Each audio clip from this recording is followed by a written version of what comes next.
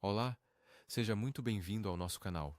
Antes de começarmos, não se esqueça de deixar o seu joinha, se inscrever no canal e ativar as notificações para não perder nenhum conteúdo. Agora, vamos começar. No cenário cultural dos anos 70, em meio a um país fascinado pela corrida espacial recém-concluída e por narrativas que misturavam ciência, medo e esperança, o tema dos objetos voadores não identificados ganhava novo fôlego. Depois de casos célebres no início da década anterior, a opinião pública norte-americana oscilava entre o ceticismo e a curiosidade, enquanto programas oficiais de investigação já haviam sido encerrados. Foi nesse ambiente de florestas extensas, pequenas comunidades interioranas e uma imprensa ávida por histórias extraordinárias, que um dos relatos mais debatidos do fenômeno ufológico tomou forma no interior do Arizona, próximo às localidades de Snowflake e Heber, no final do ano de 1975. A história começa com uma equipe de trabalhadores florestais retornando para casa ao cair da noite, depois de um dia de serviço pesado. No caminho, em uma estrada de terra recortando a mata, o grupo teria avistado uma luz intensa pairando entre as árvores. O veículo parou, e um dos homens, Travis Walton, desceu e aproximou-se do brilho, descrevendo depois um objeto de aspecto discoidal, silencioso e de cor metálica, com uma luminosidade que variava do âmbar ao azulado. Em seguida, segundo sua narrativa, um feixe de energia atingiu seu corpo, projetando-o ao solo. Os colegas, sob pânico, recuaram com a caminhonete, retornando minutos depois, apenas para perceber que o companheiro havia desaparecido. Esse instante marca o ponto de virada entre um evento noturno e o enigma que mobilizaria autoridades, imprensa e curiosos durante dias. A partir dali, instaurou-se uma busca intensa. As autoridades locais organizaram varreduras pela floresta, com o auxílio de voluntários, em uma operação que combinou mapas, rádios e incursões a pé em terreno difícil e gelado. Não houve registro de intervenção militar direta e nenhuma agência federal assumiu a condução do caso.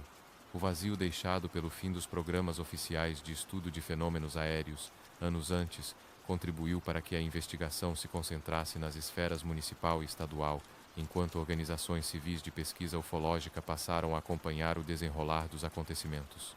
A ausência de provas físicas imediatas e o silêncio da mata produziram hipóteses conflitantes, variando de crime a encenação, enquanto o tempo avançava e cada hora sem notícias parecia solidificar o mistério. Foram 5 dias de incerteza.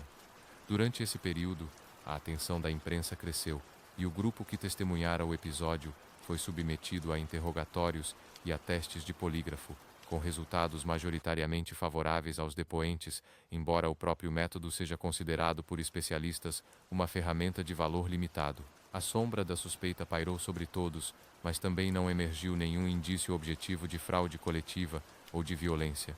Então, ao fim desse intervalo, Travis Walton ressurgiu, confuso e exausto, em uma pequena localidade próxima, afirmando ter recobrado a consciência de forma abrupta. Exames médicos realizados em seguida apontaram desidratação, perda de peso e sinais leves de estresse físico, sem indícios de intoxicação. O quadro clínico era compatível com privação e desorientação, mas não forneceu respostas conclusivas sobre o paradeiro e as condições vividas ao longo dos dias sumido. Em relatos posteriores, Walton descreveu um ambiente interno de aparência tecnológica, iluminação difusa, instrumentos desconhecidos e entidades de baixa estatura com olhos proeminentes. Afirmou também ter encontrado em outro momento figuras de aparência humana que o acalmaram antes de perder os sentidos novamente. Essas memórias, articuladas em entrevistas e em um livro publicado anos depois, conformaram uma das narrativas de abdução mais disseminadas culturalmente. Contudo, elas permaneceram ancoradas no testemunho, sem lastro material robusto, algo que, por um lado, preserva a aura de enigma e, por outro, alimenta o ceticismo metódico. A documentação do caso se assenta em registros policiais, anotações de buscas, depoimentos formais, notícias de jornal e análises de organizações civis. Alguns pesquisadores apontaram efeitos anômalos em árvores da área, sugerindo o crescimento diferenciado em anéis posteriores ao evento, hipótese controversa e disputada por estudos críticos que lembram a multiplicidade de fatores ambientais capazes de alterar padrões de crescimento. Ao mesmo tempo, céticos argumentaram sobre possíveis motivações financeiras ou de notoriedade, destacando que, anos mais tarde, a história rendeu royalties de livros e adaptação cinematográfica. Defensores, por sua vez, enfatizaram a consistência do grupo principal de testemunhas ao longo do tempo, a pressão social e policial que enfrentaram e a ausência de confissão ou desmentido definitivo, mesmo após décadas.